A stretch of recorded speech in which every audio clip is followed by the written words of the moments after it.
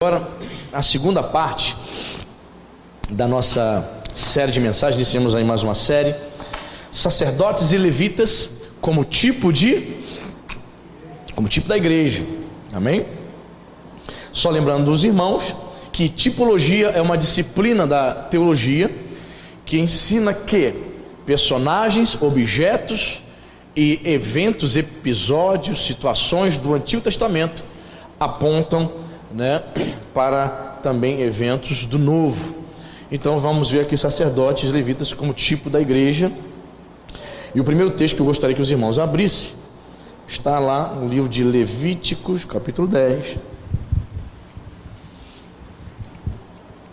Vão sempre abrir um texto do Antigo e um texto do Novo, para traçarmos esses paralelos, amém? Levítico capítulo 10.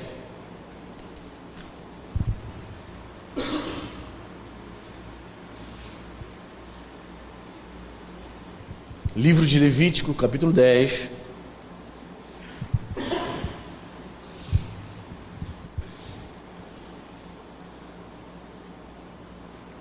Capítulo 10, versículo 8 e 9, amém? Diz a palavra de Deus: falou também o Senhor a Arão, dizendo: vinho ou bebida forte, tu e teus filhos não bebereis, quando entrardes na tenda da congregação, para que não morrais. Estatuto perpétuo será isso entre as vossas gerações. E diz mais o versículo 10, para fazer diferença entre o santo e o profano, e entre o imundo e o limpo. Então vemos aqui uma ordem para que os sacerdotes e os levitas jamais pudessem servir ao Senhor bebendo vinho. Não poderiam beber vinho, bebida alcoólica, perfeito? Vamos agora para um texto clássico de Paulo, Efésios capítulo 5. Vamos ver a tipologia aqui se cumprindo. Capítulo 5, Efésios 5, 18. Veja a declaração de Paulo para a igreja de Éfeso.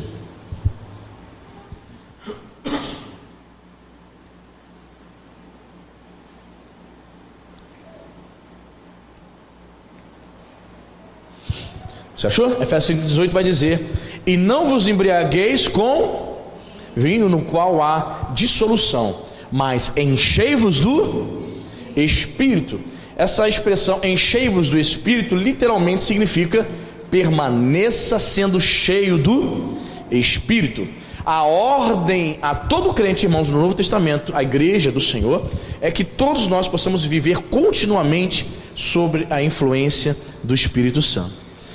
Paulo, veja bem, irmãos, Paulo está dando um conselho para crentes que sabiam que naquela cultura havia um deus que os gregos chamavam de Dionísio e os romanos chamavam de Baco, um deus que era honrado através da bebedeira, através do vinho.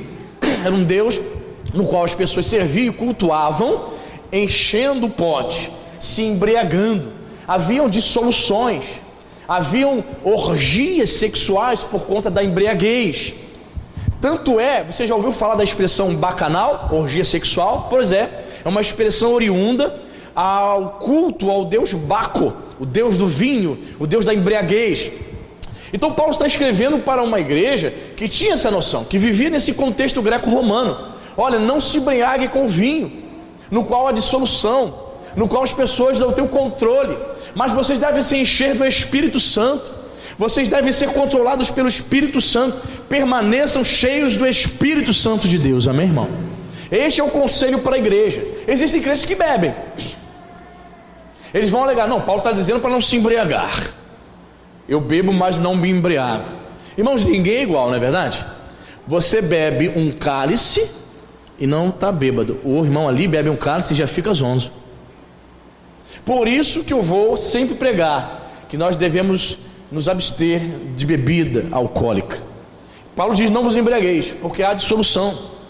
Então o povo de Éfeso sabia que as pessoas que se davam às bebidas alcoólicas viviam vidas dissolutas, viviam à semelhança dos adoradores de Baco, de Dionísio. Portanto, como é que hoje, pastor, eu posso permanecer cheio do Espírito Santo? Em primeiro lugar, você deve odiar o pecado. O pecado, irmãos, não é para você brincar. Nós não podemos brincar, assim como Sansão brincou com o pecado. Nós não devemos, sabe, ficar ali naquela brincadeira, sabe? E se enamorar pelo pecado. O pecado, ele precisa ser estipado da nossa vida. Precisamos odiar o pecado. Tudo aquilo que Deus odeia, eu e você precisamos odiar, amém? Assim você permanecerá sendo cheio do Espírito Santo. Segunda coisa, como é que eu permaneço cheio do Espírito Santo, pastor? Renda todas as áreas da sua vida a Jesus. Existem pessoas que rendem algumas áreas da sua vida a Jesus. Por exemplo, ela para de fumar, para de beber, mas ela não rendeu a área financeira, então ela não é dizimista.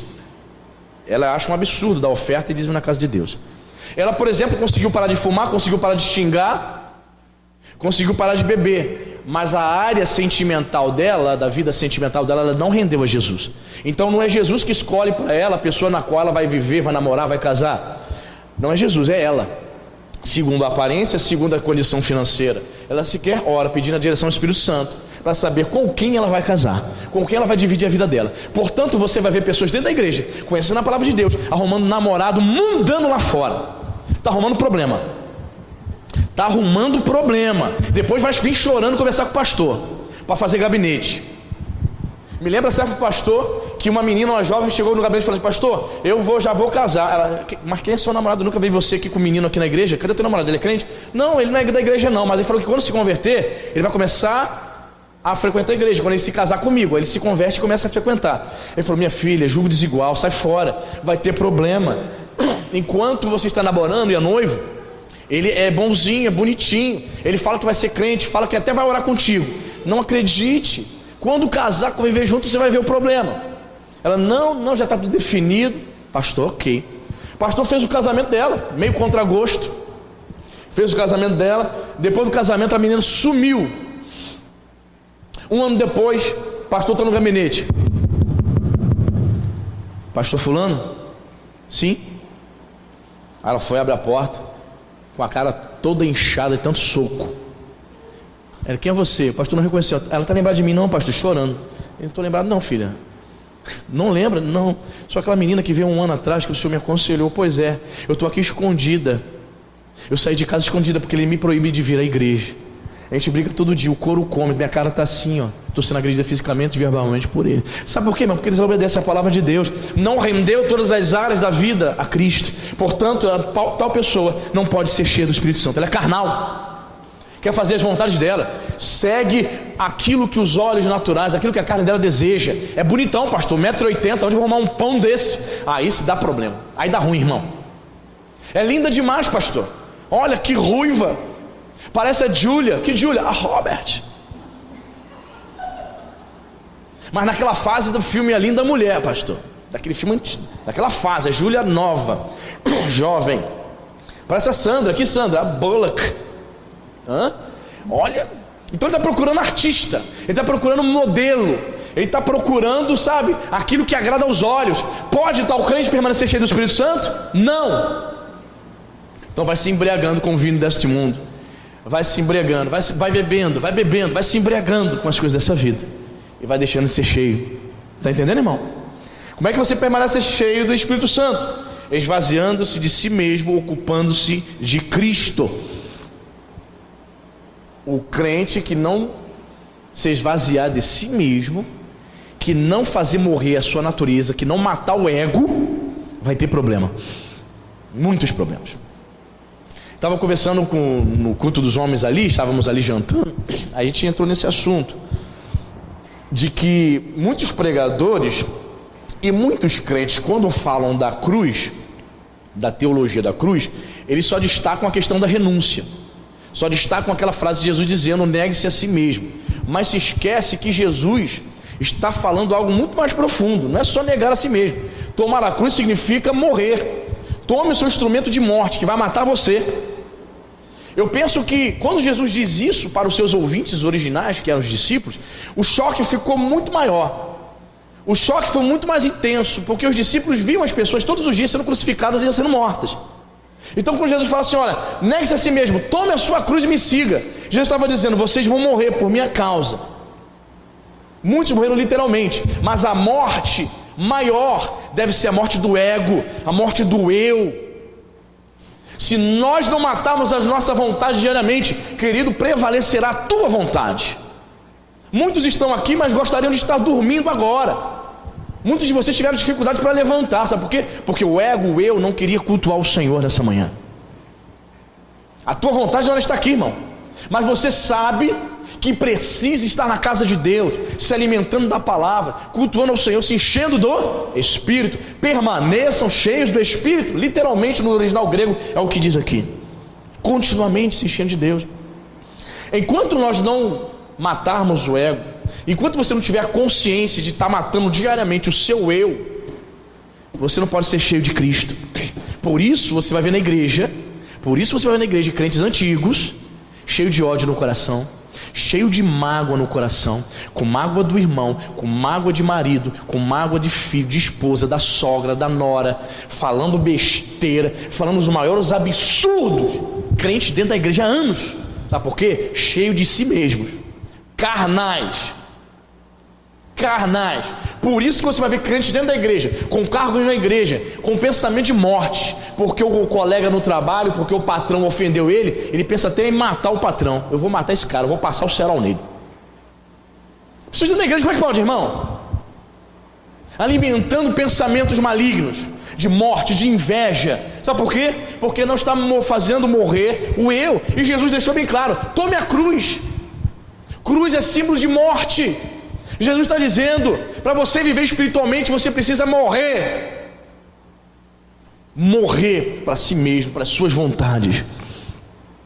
Certo missionário orou certa vez assim: Senhor, eis-me aqui, eu quero pregar o Evangelho, Senhor. Leva-me, Senhor, para os lugares mais escuros do planeta Terra, os lugares onde estiverem maiores trevas, as maiores trevas espirituais. Me manda para lá, Senhor. Quantos de nós temos coragem de fazer essa oração? Só faz uma oração dessa aquele que está cheio do Espírito.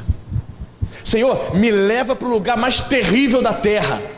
Irmãos, vou fazer aqui um comentário. Você já passou uma fase da vida que a correria estava tão grande, talvez uma mudança, talvez uma obra na sua casa, que você esqueceu, por exemplo, de se perfumar, esqueceu de passar o seu desodorante, esqueceu de fazer a sua asepsia, é isso? Sua higiene, asepsia, de se cuidar. Aí passou os 2 dias e você não usou o desodorante. Aí você está caminhando naquele calor de 40 graus e você dá aquela levantada. Ô Jesus, até esqueci, Senhor da glória. Aí você usa o desodorante. Existem pessoas que têm um chulé que só Jesus, não é verdade? Né? Eu transpiro muito, então eu preciso usar o polvilho, senão a turma lá em casa vai sair retirada, porque a malina vai subir. Faz parte.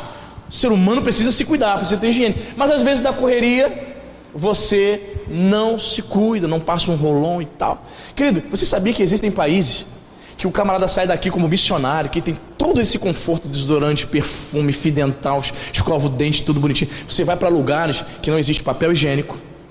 Missionários vão para lugares na Índia, na África, que não tem absorvente. Já imaginou, senhora? Um calor de 40 graus da África do Sul sem absorvente? Você caminhando no deserto para pregar o Evangelho? Pois é. As pessoas não pensam nisso, não. As pessoas não pensam nisso. Imagine, pastor Anderson, você na África e procurar um desodorante Rolon e não ter para passar. Você dá, meu Jesus de Nazaré, sem perfume, sem um fio dental, sem um escovar os dentes, sem um shampoo, teu cabelo já crespo, e você, meu Deus, que saudade do meu shampoo lá no Rio de Janeiro, e você ali, querido, só abre mão do conforto, só abre mão, sabe, dessas coisas. Quem está cheio do Espírito Santo abre mão para pregar o Evangelho, para cuidar das pessoas. Sabe disso, irmãos? Quem já ouviu falar do hospital Albert Schweitzer? Você sabe quem foi Albert Schweitzer? Sabe não? Você vai ficar sabendo.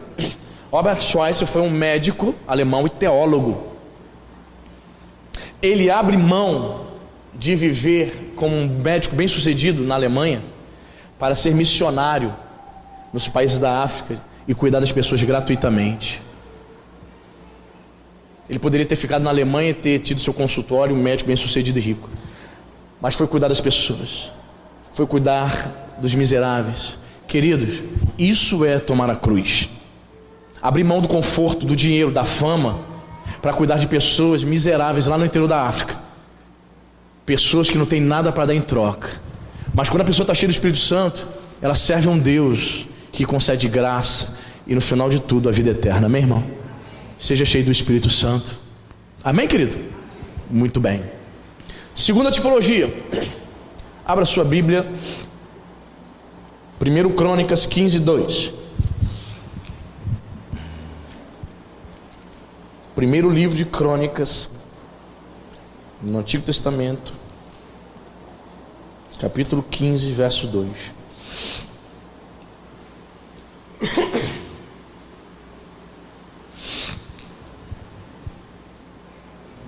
Versículo 1 e 2, né? Entendermos melhor. 1 Crônicas 15, 1 e 2, você achou? Diz a palavra de Deus: fez também Davi casas para si mesmo na cidade de Davi, e preparou um lugar para a arca de Deus, e lhe armou uma tenda. Então disse Davi: ninguém pode levar a arca de Deus, senão porque o Senhor os elegeu para levarem a arca de Deus e o servirem para sempre. Veja a ordem interessante, né, irmão? Ninguém mais de outra tribo poderia levar a arca. Era a função dos sacerdotes, dos levitas. Só eles podiam carregar. Nem Davi ousou. Nem Davi, sendo o rei, teve essa coragem de dizer: eu vou carregar porque eu sou o rei. Somente os levitas. Vamos ver um paralelo aqui no Novo Testamento? Abra sua Bíblia em Gálatas capítulo 6.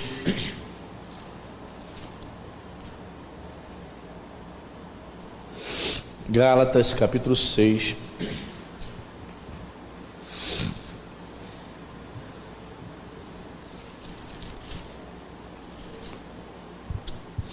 Temos uma ordem de Paulo aqui para nós, para a igreja da Galácia.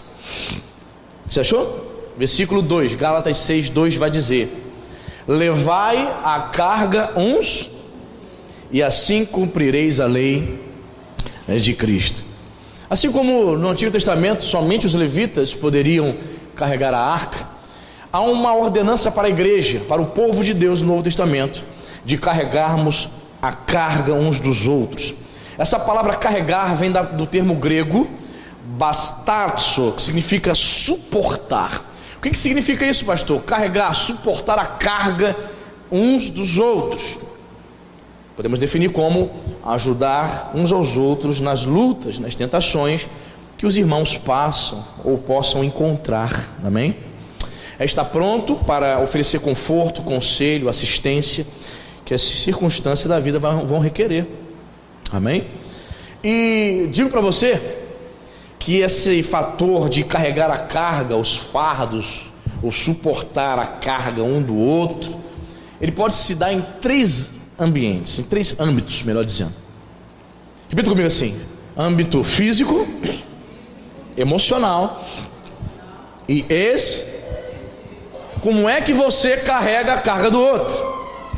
Como é que você, sendo igreja, carrega, suporta o fardo do irmão? Vamos lá, no âmbito físico. Talvez um irmão que esteja precisando de ajuda financeira, pode acontecer. O irmão que esteja precisando ali, vendo um desemprego, ele pede ajuda, uma cesta básica, a igreja ou algum irmão se prontifica, ajuda. Quando você trabalha numa empresa, vê que o irmão está desempregado na igreja, se observa para ver se ele não vai fazer você passar vergonha, porque você está indicando ele, né? Se não é aqueles crentes morcegos, preguiçosos. Você confia, percebe que ele é uma pessoa de Deus e está precisando, e você fala assim: me dá teu currículo, eu vou levar você lá, surgir uma vaga lá na empresa. Está ajudando, está carregando a carga, ajudando aquele irmão a conseguir um emprego, a ser o provedor do lar, em vários âmbitos, né? E esse âmbito é o físico. O emocional: como é que você carrega a carga do outro no âmbito emocional? Existem muitas pessoas na igreja super, hiper carentes, não é verdade? Muitas pessoas carentes. Pessoas chegam na igreja desesperadas por um abraço. E você pode ser um instrumento de Deus para suprir essa carência dele, meu irmão. Você dá um abraço aí para ele, ele ganhou o dia. Existe o bispo Vonei, contava, eu não sei se o diácono Fábio conheceu esse rapaz, não sei se ele era diácono, acho que ele era diácono, ele ficava na portaria da igreja de Caxias, e o bispo Vonei contava lá sempre pra gente esse testemunho, dizendo que ele ficava na portaria e todo mundo amava aquele diácono, porque ele recebia todo mundo assim com alegria fora do normal. Ele falava para a pessoa: Deus te abençoe, mas aquele sorrisão, abraçava, as pessoas ficavam assim impactadas: poxa, que recepção, que carinho, que amor. Mas todas as vezes que estava ali era sempre assim, nunca estava fechado. Talvez pudesse estar vivendo problemas na sua vida como qualquer crente, mas ele conseguia fazer com que a alegria de Cristo prevalecesse. Então ele estava ajudando quando as pessoas chegavam ali precisando ouvir isso: Deus te abençoe, Deus é contigo, dava um abraço. Muitas vezes podemos carregar a carga uns dos outros, dizendo estas coisas, amém, irmãos? Suprindo às vezes a carência emocional de tais pessoas.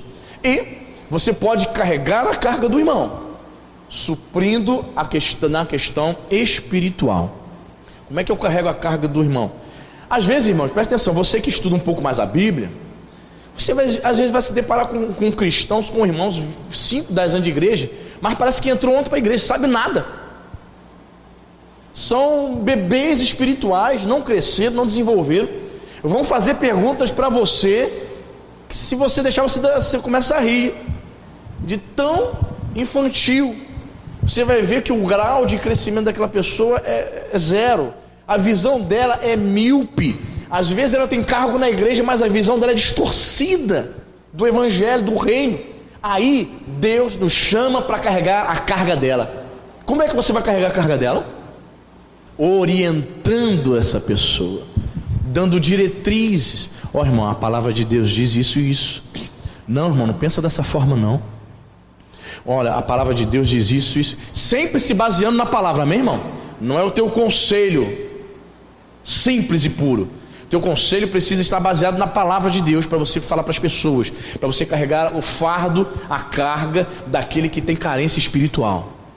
Você entende isso? Então você pode ser um instrumento de Deus para carregar o fardo de tais pessoas. E detalhe, quando você está lidando com pessoas antigas na igreja, que se comportam como se fossem bebês, novos convertidos, uma imaturidade, falta de sabedoria total, você que é um pouco mais maduro, você precisa ter uma paciência enorme. Eu preciso ter uma paciência enorme, muito grande. Você não tem noção, irmãos, a quantos absurdos eu ouço antes do culto começar. Não adianta não, pastor, o senhor está lá no escritório, lá no gabinete, batem, ué. E eu peço ao Senhor: Senhor, me dê graça e paciência para suportar o fardo, para carregar a carga dele. Há 20 anos, 30 anos crente, mas absurdos, coisas assim, irmãos, que você fica assim: Jesus, é isso mesmo que eu estou ouvindo? É. Tem que ter paciência. Então, para suportar, para carregar a carga do outro, você precisa ser crente, amém, irmão? Precisa ser igreja, precisa ter o chamado. É interessante, né? Diz o texto lá de Crônicas. Davi disse: somente os levitas podem carregar a arca, porque o Senhor os elegeu. Deus nos escolheu para fazermos parte do povo de Deus, amém, irmão? Ele nos escolheu, Ele nos elegeu. Por isso precisamos nos comportar como crente de verdade, como igreja eleita, propriedade exclusiva de Deus, amém? Só assim você suporta. Só assim você vai conseguir ajudar o teu irmão no âmbito físico, no âmbito emocional e no âmbito espiritual. Quem está entendendo? Muito bem. Terceira tipologia. Vamos lá para Números. Números capítulo 8, versículos 6 e 7.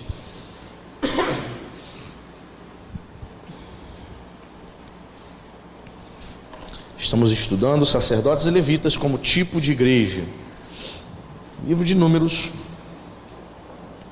capítulo 8, versículos 6 e 7, diz a palavra de Deus: toma os levitas do meio dos filhos de Israel e, repita comigo, purifica-os. Amém? Purifica-os. Versículo 7 diz: assim lhes farás para os purificar, asperge sobre eles a água da expiação, e sobre todo o seu corpo farão passar a navalha, lavarão as suas vestes e se purificarão. Vemos aqui a necessidade dos levitas serem purificados, amém? Agora vamos para o Novo Testamento, se cumprindo a purificação na igreja, nos crentes. 2 Coríntios 7:1. Vamos ver isso.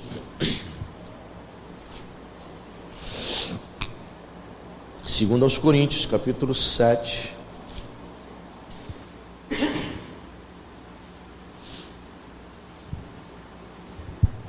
Você achou?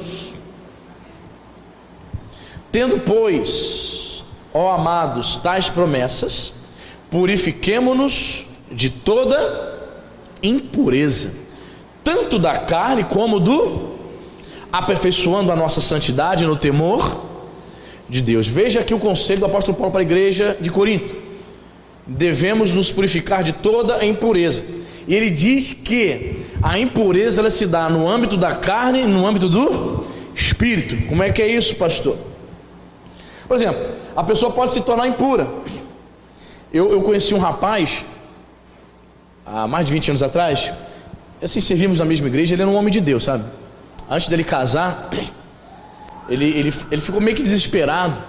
Olha só, irmão, ele ficou meio que desesperado porque ele não conseguia namorada e tal, não conseguia casar. Aí bateu o desespero dele, ele enfraqueceu na fé. Aí ele contou para mim, depois ele contou para mim, que nessa que ele se desviou saiu da igreja, nesse período, ele foi para um prostíbulo.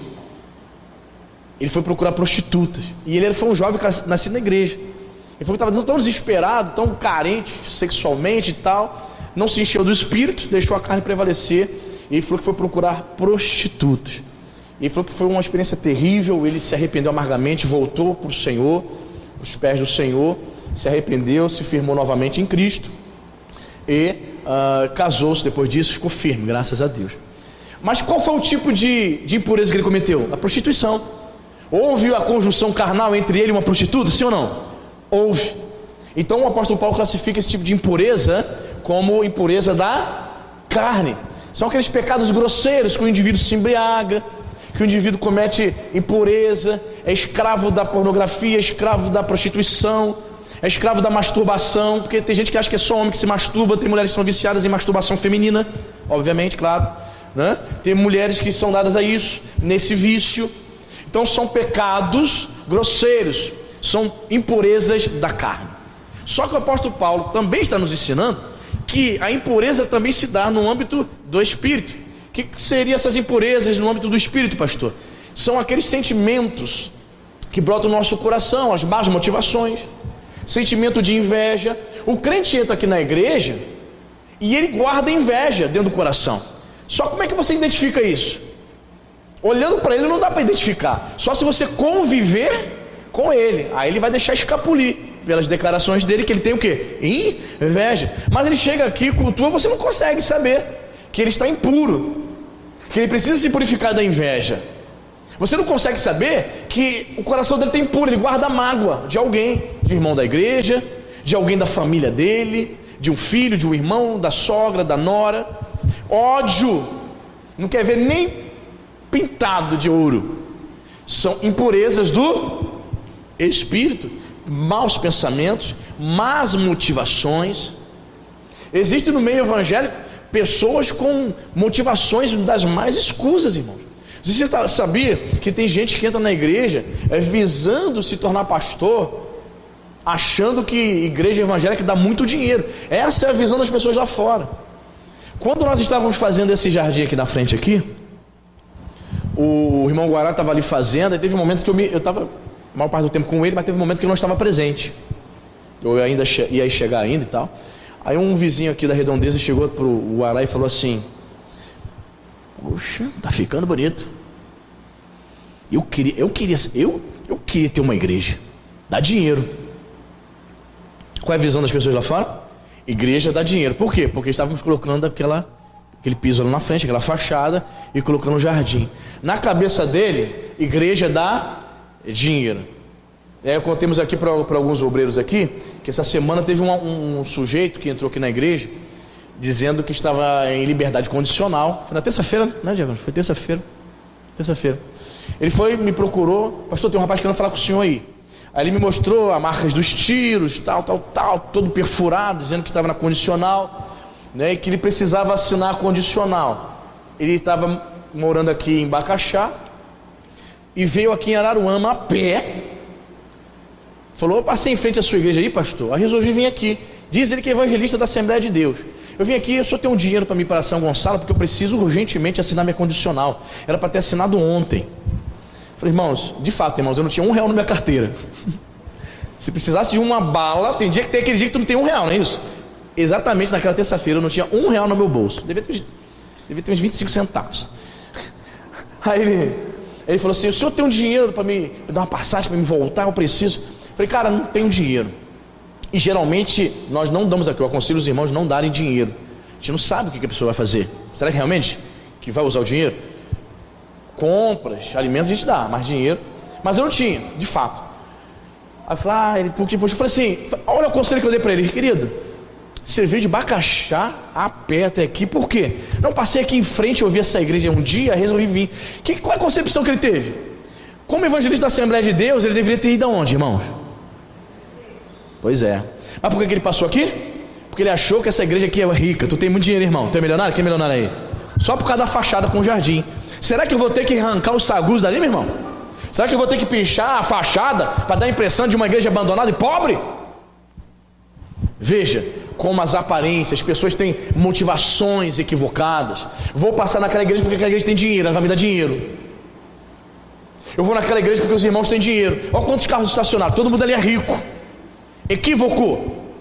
Uma mentira, uma falácia do diabo, para enganar a pessoa. Então a pessoa vem para a igreja com motivação errada. E quando chega aqui, ela quer rapidamente se tornar um obreiro da casa de Deus, porque ela acha que cada irmão ali que está na portaria ganha um salário mínimo.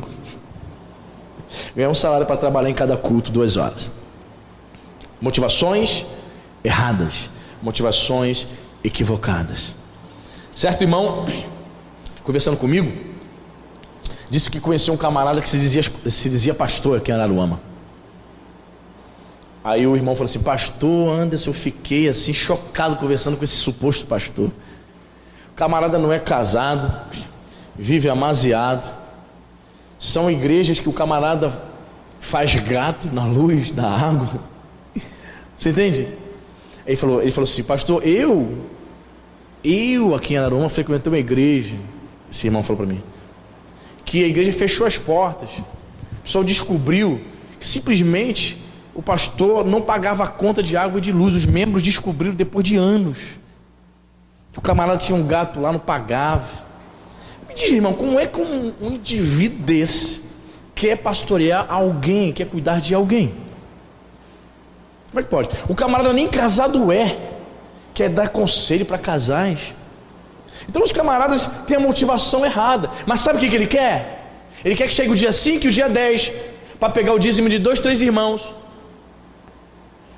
Aqui em Araruama tinha esse hábito, irmãos. Eu cheguei a conversar com algumas pessoas, de pastores que não esperava você trazer o dízimo na igreja, não. Ele ia na tua casa dia 5 e dia 10 para você já antecipar o negócio. Esses homens querem cuidar da igreja? Esses homens querem ensinar? Esses homens estão preocupados em pregar o evangelho? Não! Motivações escusas, equivocadas. São homens impuros. Porque a gente pensa que falamos de impureza, fazemos logo o link de pureza sexual, não é isso? Só que Paulo está nos ensinando aqui que existe a impureza no âmbito da carne e do espírito. Purifiquemo-nos de toda impureza, tanto da carne, não é isso? Está escrito aí? Como do espírito, aperfeiçoando a nossa santidade no temor de Deus. Então os camaradas, de repente, ele não é aquele pastor, um membro da igreja, que está frequentando bordel. Não. Ele não bebe cachaça, mas o cara está todo errado, não casa com a mulher. Irmãos, presta atenção nisso. Existem também muitas igrejas, principalmente igrejas pequenas, que os líderes se perdem. Os membros se perdem. Por exemplo, irmão, se tivermos que comprar alguma coisa aqui para a igreja, jamais eu vou pedir que o irmão vá e tire no seu cartão de crédito. Nós não podemos misturar as coisas. Jamais. Se tiver que comprar alguma coisa, vamos fazer uma campanha e todos vão participar, meu irmão. Todos vão participar. Porque geralmente quando a pessoa, ela vai lá, pastor, vou comprar um púlpito para o senhor aí, aí passa o cartão, compro. Pastor, vou comprar aqui o som. Tudo que o pastor fizer em relação às coisas que ele comprou, ele vai se achar no direito de dar pitaco. Se eu resolver doar esse púlpito aqui para outra igreja Nova Vida, ele vai dizer, o pastor doou, nem falou nada comigo. Poxa, porque ele acha que comprou para a igreja, para o pastor. Ele não deu para o Senhor. Ele acha que comprou, então o pastor dá satisfação para ele. Totalmente equivocado.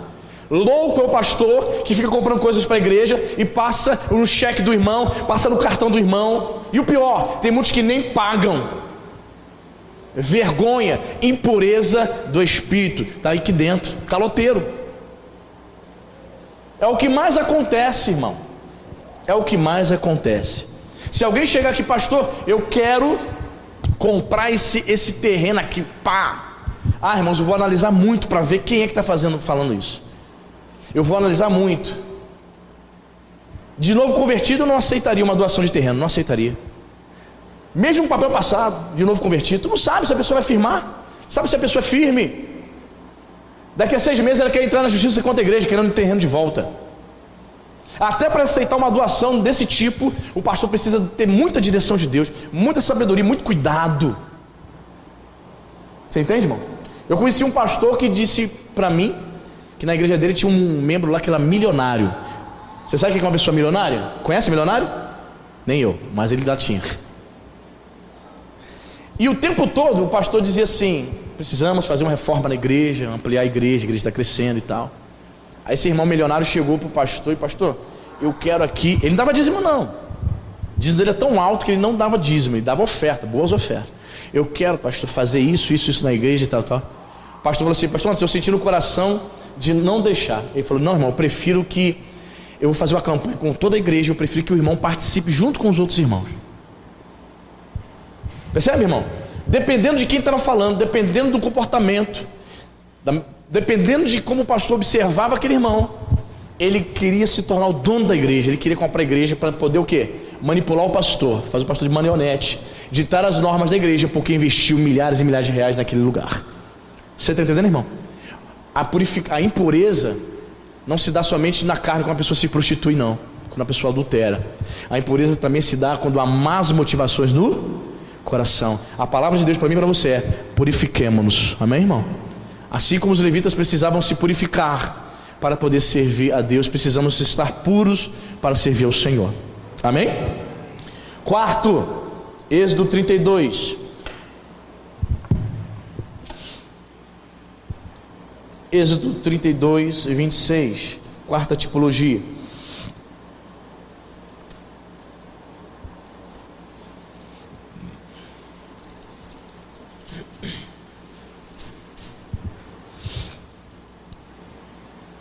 Êxodo 32,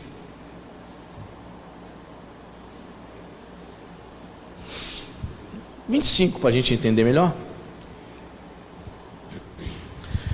Êxodo 32, 25, você achou, amém?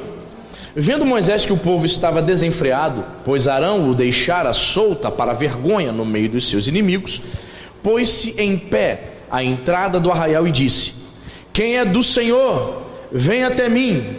Então se ajuntaram a ele todos os filhos de Levi, ou seja, todos os levitas.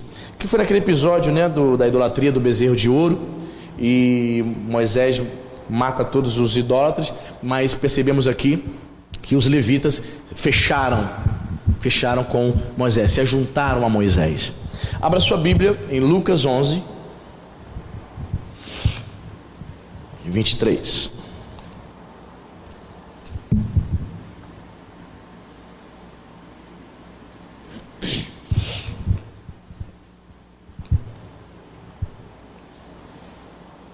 Jesus falando em Lucas 11, 23, ele vai dizer: quem não é por mim é contra, e quem comigo não ajunta, espalha. Lição para nós escrevermos na nossa caderneta, na nossa agenda aí: não há neutralidade com relação a Cristo. Veja a declaração de Moisés: quem é pelo Senhor, quem é do Senhor, vem até mim. Todos os levitas se juntaram a Moisés, fecharam com Moisés, concordaram com Moisés que Arão estava errado, Os levitas estavam juntos de Moisés, o seu líder espiritual, lembrando que Moisés é um tipo de Cristo. Fecharam com ele, não abriram mão. Perceberam que Arão cometeu uma idolatria terrível, construindo o bezerro de ouro. Então Moisés fala: olha, quem está comigo, vamos ver. Já que houve aquela contaminação da idolatria, ele queria saber quem será fiel, quem vai permanecer fiel ao Senhor. Quem está comigo, vem até mim. Os primeiros a se achegarem a Moisés, seu líder espiritual, quem foram? Os levitas. Assim também no Novo Testamento, irmãos, com relação a Jesus Cristo, não há neutralidade. Precisamos estar ligados ao Senhor. Não há como, irmãos, servir ao bezerro de ouro e servir a Jesus. Não há meio termo. Não há como você tentar agradar o seu amigo gay da escola, da faculdade, do trabalho, sua amiga lésbica, evitando falar de religião, porque você tem medo de perder a amizade. Quando você observa que esse esquerdista, que esse amigo fala um monte de atrocidade, você se omite, se calando, podendo estar confessando e declarando a Cristo, e ele sabe que você é crente, ele sabe que você é de Deus, mas você se cala. Pois é, não há neutralidade, meu irmão. Nós temos que nos achegar ao Senhor Jesus, amém? Os levitas se achegaram a Moisés, fecharam com Moisés. O povo de Deus, nós como igreja do Senhor, precisamos fechar com Jesus. Eu estou com Jesus e não abro, meu irmão. Você não pode abrir mão de ser fiel a Jesus, dos princípios que o nosso Senhor Jesus nos ensinou. Você sabia que existe um grupo de cristãos pedindo a legalização do aborto? Eu vi uma postagem dessa, irmão, esses dias. Um bando de mulheres aí estendendo uma faixa: cristãos em favor da liberação do aborto, só se for cristão do quinto dos infernos, irmão, porque crente de verdade não assassina, não mata fetos. Tem que ser muito covarde para matar feto. Você já viu um aborto? Já teve coragem de ir no YouTube para ver um aborto? Como se faz um aborto? Já teve estômago para isso? Dói na alma. O médico aborteiro pegando aqueles alicates, parece que aquele alicate corta frango, e cortando a criança, o feto em pedaço, irmão. Pelo amor de Deus, como é que você diz que é crente e concorda com isso? Você vê esse seu amigo esquerdista, comunista, a sua amiga que faz parte do grupo LGBT falando esses absurdos, e você calado como cristão. Querido, seja sal, seja luz em nome de Jesus. Fecha com o seu líder espiritual, fecha com o seu líder maior, que é Jesus Cristo. Os levitas de imediato tomaram a postura: não, Moisés, estamos contigo, Moisés. Quem é pelo Senhor? Somos nós, Moisés, estamos juntos contigo. Arão vacilou, Arão construiu o bezerro de ouro. Estamos juntos, Moisés, para o que deve é. Os levitas foram os primeiros. Nós somos sacerdotes do Deus vivo, amém, irmãos? Temos que estar ligados ao Senhor, temos que fechar com a palavra. Ah, mas a Bíblia é antiga, a Bíblia é retrógrada, vocês crentes são caretas. Não importa, irmão. Não importa do que vão acusar você, não importa. Você precisa ser fiel à palavra do Deus vivo, querido. Ah, porque o homem veio do macaco. Aí o crente começa: ah, meu Deus, pastor, existem tantas teorias, eu estou quase começando a acreditar nessa teoria de Darwin. Meu filho vem com algumas questões lá, coisas impressionantes. Muitos pastores cederam à teoria da evolução, e hoje pregam, ensinam, infelizmente, que a teoria da evolução pode se conciliar à Bíblia. Mentira, irmão. Não podemos conciliar a teoria da evolução à palavra de Deus. Nós somos criacionistas, não evolucionistas, amém, irmãos? Nós cremos num Deus todo-poderoso, um Deus criador dos céus e da terra. A teoria da evolução é uma falácia, é uma mentira. Tanto é que até hoje eles procuram o elo perdido. Não existe elo perdido. Eu estava lendo sobre isso, um artigo sobre isso, irmãos. Encontraram várias ossadas, um dente. Disseram que haviam encontrado o elo perdido. O dente do fulano, do homem tal.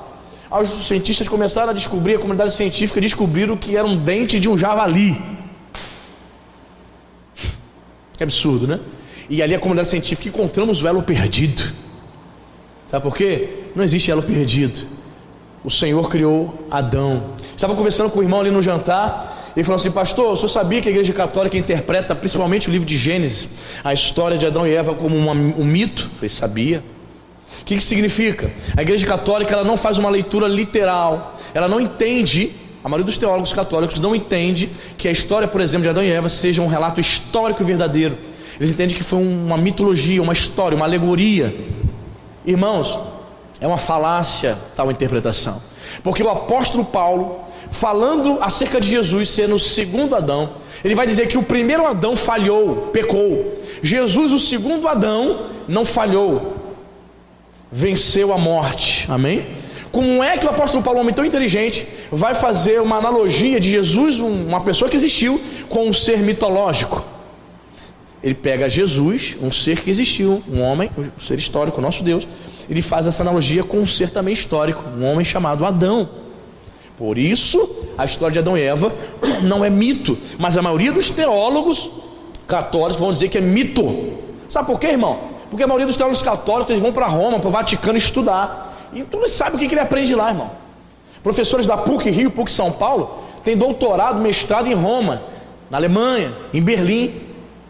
Certa pessoa, minha professora Batista, que eu tive de Antigo Testamento no seminário, ela fez doutorado na PUC, a Universidade Católica.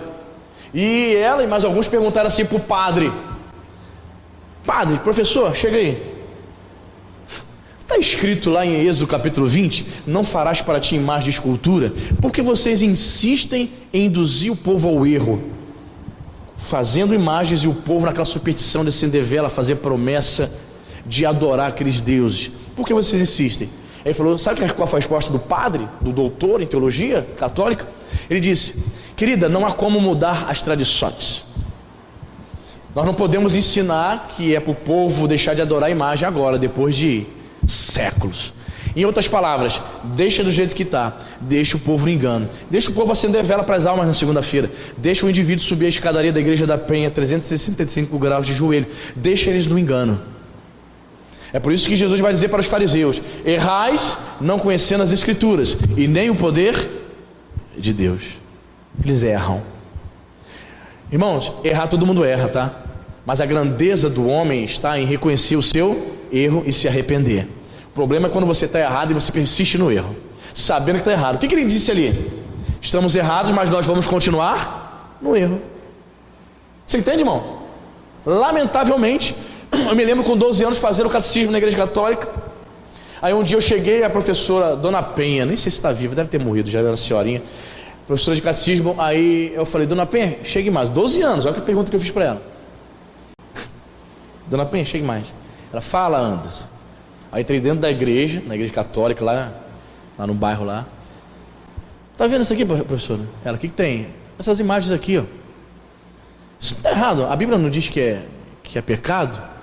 Ela: ai, Lutero fez a cabeça de vocês mesmos, hein? Ela falou isso. Ela disse que Lutero deturpou a igreja católica. É Lutero que mandava construir imagens, irmão? É Lutero que inventou: não farás para ti imagem de escultura, nem do que há no céu, nem do que há na terra? Foi Lutero que inventou isso? Não, irmão, está na Bíblia católica, para quem quiser ver também. Ela jogou a culpa em Lutero. Aí ela deu aquela famosa desculpa que todo católico romano dá, e que eu e você dávamos também quando éramos católicos: você não tem uma fotografia de um ente querido que já morreu? É só para lembrar. Irmãos, eu tenho fotografia do meu pai que morreu, mas eu nunca acendi vela para aquela fotografia, eu nunca orei por aquela fotografia, eu nunca fiz uma promessa para aquela fotografia do meu pai que morreu. Portanto, são contextos totalmente diferentes. Eu nunca vi ninguém devoto a uma fotografia de um ente querido que morreu, mas eu conheço pessoas devotas a Santo Antônio, São Sebastião, Cosme e Damião. Sai na rua no dia 27 de setembro, você vai ver várias pessoas na rua distribuindo doce, porque são devotas a essa entidade. Quem está entendendo? Muito bem. Então, queridos, nos acheguemos a Cristo, devemos nos apegar a Ele, não abrir mão dos princípios cristãos. Amém? E para poder fechar essa mensagem, Êxodo 29, vemos aqui mais uma tipologia, versículo 4 de Êxodo.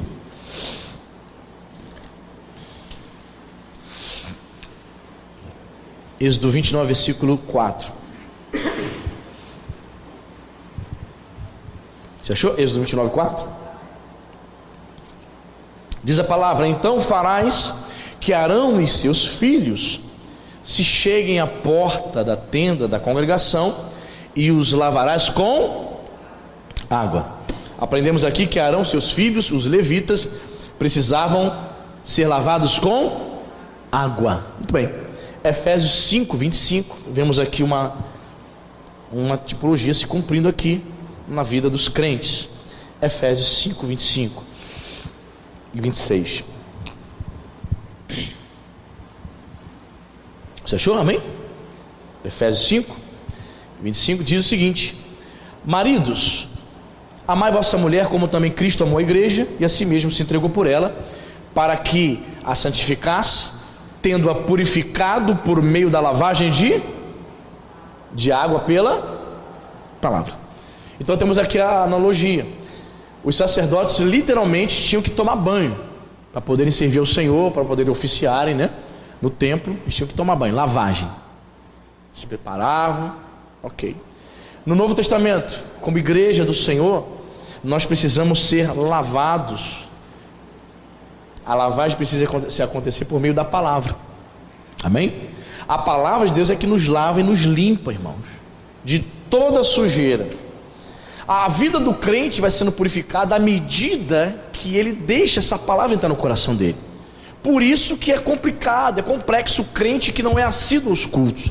Porque quanto menos você vem ao culto, menos você ouve a palavra, menos você está sendo purificado. Mas quanto mais você se submeter e ouvir a palavra de Deus, a ministração da palavra, mais você vai sendo transformado. Então a palavra de Deus tem essa função de nos lavar. Então a analogia da água, da lavagem.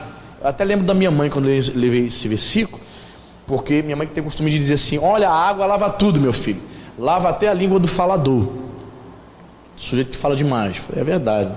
Pois é, o apóstolo Paulo também usa essa metáfora da lavagem de água, né? A água, no caso aqui, simboliza a palavra de Deus, ela limpando-nos, ela tirando, né? Todos os dias a gente aprende alguma coisa, amém? Quando eu prego assim, crente, não faça gato na tua casa, seja honesto. O camarada, caramba, ninguém me ensinou isso. Pelo contrário, lá na igreja que eu frequentava tinha um gato lá, pastor. Entendeu? Eu fui na casa de um rapaz, ele mora lá em Maricá. Ele congregou aqui no início aqui da igreja. Só que quando ele foi para Maricá, ele esfriou na fé, deixou de ir na igreja. Aí foi ano retrasado, acho que eu fui na casa dele, ele me mostrou a casa dele, uma casa grande. Aí chegamos assim numa sacada e falou: pastor, tá vendo ali embaixo? Ali embaixo tem uma igrejinha. Eu estava começando a frequentar aquela igrejinha, pastor, mas meu Deus, tá difícil, pastor. Eu falei, por quê, querido? Ele, pois bem, estava ali frequentando a igreja e tal. Aí teve um dia que meu portão é do lado da igreja ali, meu portão da garagem lá embaixo, tá vendo, pastor? Eu tô vendo. Aí eu fui fazer uma obra lá no início, lá no portão, eu desci, peguei minha enxada, comecei a escavar. Nessa que eu escavei, eu puxei a enxada assim, aí veio um fio de energia elétrica. Quando eu puxei, aí eu comecei a desenterrar o fio. O fio dava lá no poste. Aí eu fui desenterrando, fui descobrindo o mistério foi se revelando. E o fio dava na igreja. O pastor meteu um tigre, meu amigo. Ele, pastor, eu não posso, o Espírito Santo não está ali não. O Espírito Santo não está compactando com isso não, pastor. Eu falei, é verdade. Fiquei sem fala, irmão. Falei, puxa, querido, é difícil, né? Mas não deixa não. Acredite, Deus tem levantado homens sérios, amém, irmão? Falei para ele. São poucos, mas Deus tem igrejas sérias, Deus tem servos fiéis. Foi decepcionante, o pastor de repente na calada da noite, irmão, escavou, parecia até na palavra de sexta-feira, né? Parecia Moisés matando e escondendo o egípcio, né? Escondeu na areia o fio. Ele começou a puxar, o que é isso? O que é isso? Jesus, um gato, um tigre. Como é que você vai congregar nessa igreja? Como é, irmão? O irmão falou para mim certa vez, chegava num ambiente de comunidade, a igreja lotada, o pastor pastorando uma igreja de uma comunidade cheia, lotadinha, mas todos os dias, umas 2 horas, 1h30 antes do culto começar, o pastor era o primeiro a chegar e procurava os meninos do tráfico. Me veio o pino de 25, me veio o pino de 30. Ele ia, cheirava cocaína, e às vezes dizia assim para os traficantes: tenho dinheiro agora não, quando acabar o culto, você vai lá na porta da igreja e está o dinheiro enroladinho lá no portão da igreja. Estava sem dinheiro, ele ia esperar o dízimo e a oferta entrar para poder pagar a cocaína que ele cheirava. Aí no momento do culto, oh Deus, glória! O pessoal achando que ele estava na unção do Espírito, mas ele estava sob o efeito da droga, irmão. Então a pessoa descobre um negócio desse, como é que fica? são pessoas que estão impuras, são pessoas que não foram lavadas, não foram transformadas mediante a lavagem da palavra de Deus. Você tem que deixar a palavra de Deus lavar você, tirando toda a sujeira, meu irmão. Toda a sujeira, todo o erro, todo o equívoco, toda a superstição, tudo aquilo que você aprendeu lá fora. Estamos sendo, tratados por Deus. Somos ovelhas e os carrapichos estão sendo tirados, irmãos. É um tratamento, é um processo. Você está aprendendo. Não pare, nunca deixe de avançar e de aprender. Isso se dá através da lavagem da palavra de Deus. Se você permitir que a palavra de Deus seja ministrada no teu coração, se você permitir, que ela transforme, se você praticar, aí você vai ver diferença. Se você não praticar a palavra de Deus, mesmo estando dentro da igreja, irmãos, você vai ser uma fraude. Você será uma fraude. E todo mundo vai perceber. Talvez você consiga até enganar o pastor e os irmãos, mas quem vai perceber que você é um falso crente, sabe quem são os primeiros? Sua família, seus amigos do trabalho, seus parentes. Serão os primeiros a perceber que você é um falso crente, envergonhando o evangelho. Sabe por quê? Porque não foi lavado mediante a palavra. Assim como os levitas foram lavados, hoje, na nova aliança, precisamos ser lavados pela palavra de Deus. Amém, queridos? Que você possa guardar essa palavra no seu coração. Fique de pé, vamos falar com Deus. Aleluia, Jesus. Isso, feche seus olhos. Vamos orar. Senhor Deus, em nome do Senhor Jesus Cristo, eu quero te agradecer, Senhor, pela palavra do Senhor que está sendo ministrada, Senhor, aqui neste lugar. A minha oração, Senhor, é que os teus filhos, a tua igreja, os teus servos, possam compreender, meu Pai, e colocar em prática esses ensinamentos. Sim, meu Pai, nós aprendemos nesta manhã que devemos ser cheios do Espírito. Sim, Senhor, muitas pessoas no passado e hoje em dia também, elas vivem, Senhor, se dando a embriaguez, uma embriaguez física e uma embriaguez espiritual. Estão distantes do Senhor, mas nós como crentes precisamos ser cheios do Espírito Santo. Queremos, meu Pai, fazer morrer o nosso eu, o nosso ego, para que o Senhor possa reinar. O Senhor nos ensina a carregar, meu Pai, a suportar as cargas, os fardos uns dos outros. Queremos ser bênção, Senhor, na vida do irmão.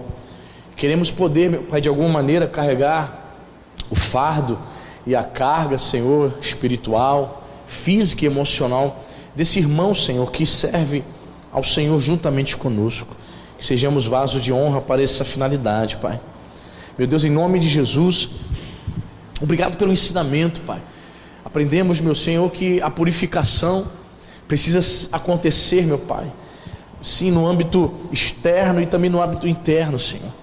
Muitas pessoas, meu Pai, já não bebem mais, já não fumam mais. Muitas pessoas não adulteram, são fiéis à sua esposa, ao seu esposo, mas ela está impura, Senhor, porque guarda a inveja, guarda a mágoa no coração. Pessoas que guardam rancor da sua nora, da sua sogra, de um irmão de sangue, de um primo, e já não fala mais com ele. Sim, motivações erradas. Vem à igreja com motivações, meu Pai, totalmente equivocadas, Senhor. Não entenderam, meu Pai, o que é evangelho. Em nome de Jesus, que possamos ser purificados, tanto na carne quanto no espírito, Pai. Esta é a palavra do Senhor para nossas vidas, em nome de Jesus. Meu Pai, que a igreja de Nova Vida de Araruama, Senhor, possa, a semelhança dos levitas, tomarem posição, Senhor, com o Senhor. Assim como, meu Pai, aqueles levitas ouviram, meu Pai, a convocação de Moisés: quem é pelo Senhor, se ajunte a mim, fica comigo. Meu Pai, em nome de Jesus, queremos ficar do teu lado, Senhor. Nós não queremos abrir mão dos princípios cristãos, Senhor. Nós não queremos nos calar, Senhor, diante de tanta mentira, diante dos ataques do diabo contra o teu povo. Nós queremos, meu Pai, ser defensores da verdade. Ajuda-nos, meu Pai, a vivermos essa verdade e a defendermos a verdade onde quer que estejamos. Que possamos, meu Pai, entender que não há neutralidade com relação a Cristo. Obrigado, Deus, por tudo que o Senhor tem nos ensinado. Obrigado pela tua palavra, que tem o poder de lavar, de nos limpar de toda sujeira. que tem o poder transformador de transformar, meu Pai, os nossos pensamentos, a nossa consciência, Senhor, de nos orientar, de mostrar o que é certo, de mostrar o que é errado. Meu Pai, que esta igreja possa, em nome de Jesus, ser uma igreja que ame a Tua palavra. Pai, que cada um dos meus irmãos possa ter interesse de prosseguir nos estudos da palavra, possa ter prazer de estar, meu Pai, de manhã no culto de ensino. Meu Deus, em nome de Jesus, que os meus irmãos possam adquirir uma maior paixão, um maior amor, meu Pai, pelo exame das Escrituras, porque foi o Senhor que mesmo que disse, Senhor, examinai as Escrituras, porque elas testificam de mim. Senhor, queremos, meu Pai, nos aprofundar no conhecimento dessa palavra. E como Davi, meu Pai, poder expressar: ó Senhor, quanto eu amo a Tua lei. Bendito seja o Teu nome. Que a cada dia, Senhor, esta palavra possa nos lavar, possa nos transformar para louvor e para a glória do Teu santo nome. Pai, abençoa o domingo do meu irmão, dá-nos da Tua graça, que a Tua presença esteja, meu Pai, em nossas vidas, em nosso lar, junto de nós, hoje e sempre, em nome de Jesus. Amém e graças a Deus. Amém.